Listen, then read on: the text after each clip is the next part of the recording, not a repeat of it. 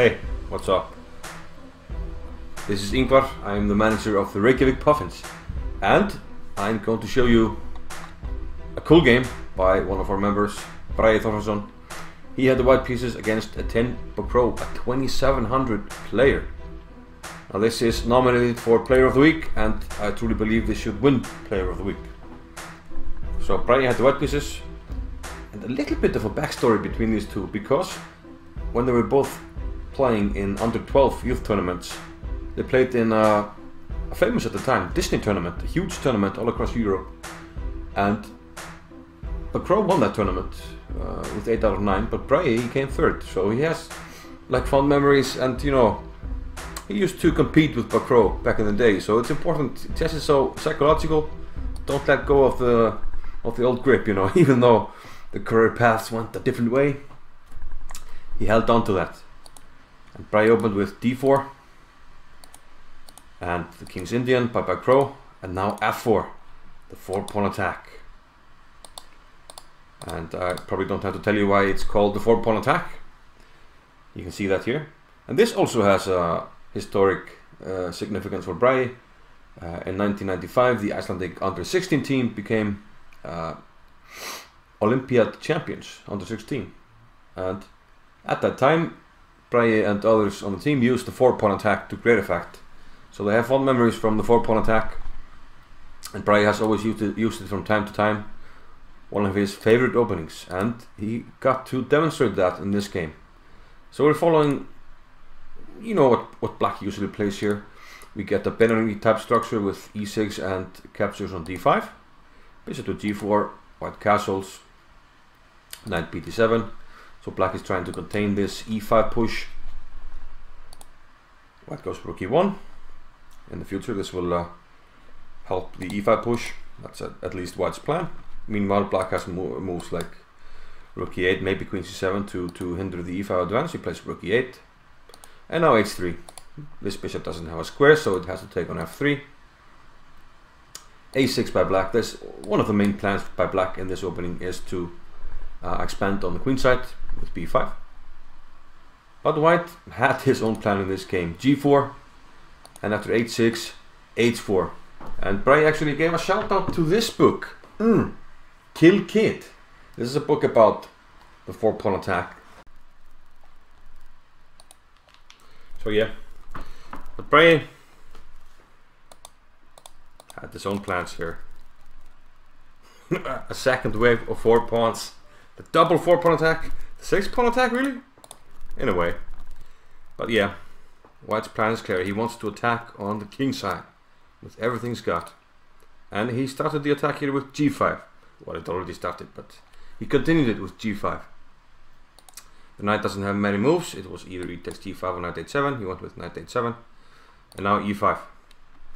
Hang on a minute. This is defended 4 times, right? Everything is centered in on e5. But white is sacrificing the pawn, because he's going to play d6, open up lines, go for the king.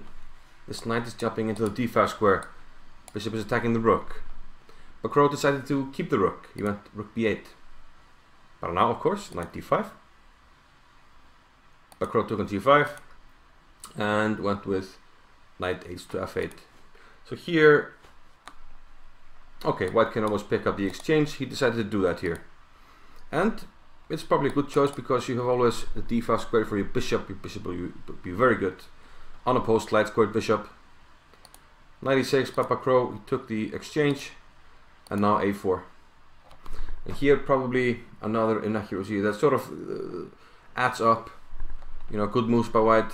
And here black probably should have closed the position with b4 after his chosen move, queen to d8, which does put some pressure on these pawns. White plays 8 takes b5, and this enables the rook to enter the position via the a7 square to put more pressure on black. Bishop d5 first. Like we said, this is a wonderful diagonal for the bishop. Knight to f8. Black doesn't want white to cripple the pawns here. And now white took on e5. This undermines g5, but white is fine with that. After knight takes g5, the queen enters. And from g4, you can in some cases jump to the h file, depending on what's available. Not right now, of course, but later. You can have pressure here, pressure here. A well-placed queen. And I got back to e6. And now rook a7, the pieces are coming in. Wonderful bishop, rook on the 7th, active queen. This guy can join if we need, and this guy as well. So black is struggling here. Queen b6, attacking the rook. And now a hammer blow by Bragi. He went with rook takes f7. This undermines everything. This undermines the knight on e6. What to do? Black tried, well, sort of has to take. I don't really see any other choice here, really. You know, rook e8. You can probably even just take on f8 and then take on e6. Everything is falling apart. So king took on f7 and rook f1 check. Now the king must go to the center where it's exposed. He went to e8. If he goes to g8, bishop takes e6, queen takes e6, and the king is very exposed on the h file. A rook check on h3 will pick up the bishop on h6 because of this. So king e8 was sort of forced. Now he took on e6, and well, we're threatening d7 and bishop g5. So rook b7 by black. Well, c4 check first, excuse me, and now rook b7. But here Bragi found yet another boss move. Okay, bishop g5 can be played first with the same idea and is probably more powerful, but bishop f7 simplifies very nicely. This opens up the diagonal for the queen here. King d8 can't be played because bishop g5 ends the game immediately. So black has to take it, and now queen c8 check. Queen d8, forced, takes, and takes. And to add insult to injury, black can't protect his light pieces here. If knight d6, simply rook e7. This double attack can't be dealt with. Wonderful stuff by Bragi. Bishop takes e5. And now the rest is just rather easy. He takes the knight, white is up a rook. And once he picks up the b pawn here, everything is under control. Okay, is this contemplate? Not really, because if you play c2, I take here, I have this covered. So the rest was easy. He brought the king in. Let's see the rest. King e2, check, pinning. I will take the bishop with my bishop, cover the queening square, g5, and the pawns are dropping. Bacrot resigned. Great game by Bragi.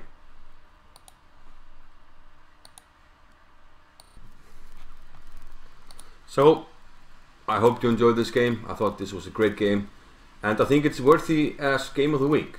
So if you're watching this video early, you can probably still vote. There's a vote on Twitter where you can vote for game of the week. I will leave the link in the description while the voting is available. So please vote for the game if you think it's worthy. I think it is. If you consider the quality of the game, the nice moves, d6, rook takes f7, bishop f7, and the quality of the opponent, I think it outweighs the others. But make up your own mind. I will leave the link in the description.